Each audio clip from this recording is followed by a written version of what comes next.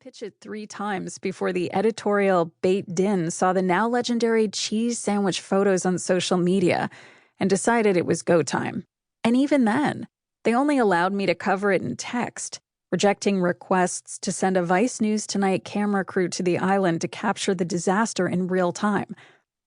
Luckily, between the Fyre organizers' own cameras and the hundreds of tech-savvy millennials stranded in the gravel pit, there was plenty of footage to go around.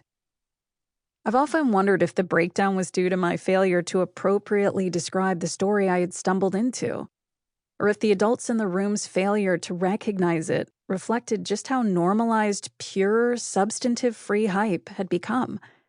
After all, Fyre's influencer blitz had yielded immediate returns on social media, which triggered national press coverage, which gave the whole endeavor a patina of legitimacy.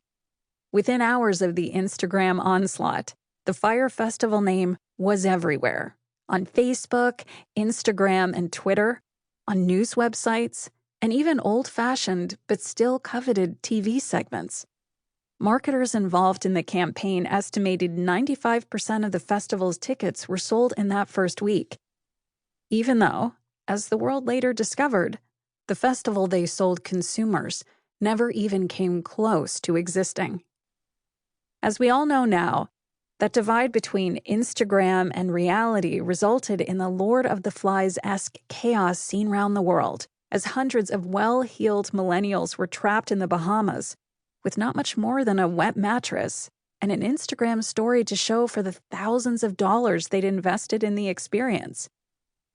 But as I followed the story past the initial Bahamian disaster into Billy McFarland's felony arrest, surprise felony rearrest, and federal sentencing, it became clear to me that there was something bigger at play.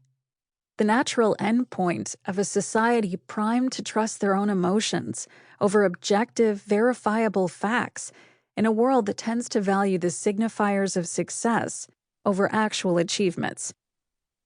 I saw it as I broke the story of the Fyre Festival implosion for Vice News, and it continued as I executive produced the Emmy-nominated Netflix documentary, Fyre, The Greatest Party That Never Happened.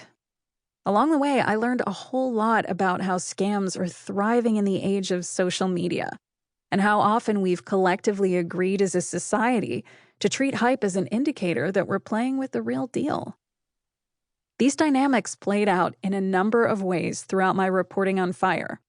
At first, I thought the story had reached its zenith when Billy McFarland, then 25 years old, was arrested in the summer of 2017 and charged with wire fraud, not for Pied Pipering a bunch of desperate 20-somethings to Paradise Lost, but for defrauding his investors about the state of Fyre Media. He had claimed the company was generating millions of dollars in revenue, which it was not. A bonus shot came a year later, long after he had pleaded guilty to the first set of charges. At the time, McFarland had been out on bail pending a sentencing hearing for the charges stemming from the Fyre Festival. Most, including the prosecutors and the class action attorney representing his victims, assumed he had spent that time hiding out in his parents' basement in New Jersey. But I had heard a rumor he was actually back in the city, living large in a midtown hotel penthouse and bragging about his crimes at nightclubs and upscale strip joints. In any event, he definitely wasn't sitting at home thinking about what he had done wrong. For weeks, I had been getting credible reports that Fyre Festival attendees were being targeted with emails from a new company called NYC VIP Access, which was offering ludicrously expensive tickets to exclusive celebrity events like the Met Gala, the Victoria's Secret fashion show, and Burning Man. That someone would be brokering these types of exclusive opportunities wasn't totally implausible. High-priced concierge services accounted for an estimated $297 million market in 2017. But something just felt off about these offers, in the same way the Fyre Festival website had felt off when I first clicked through.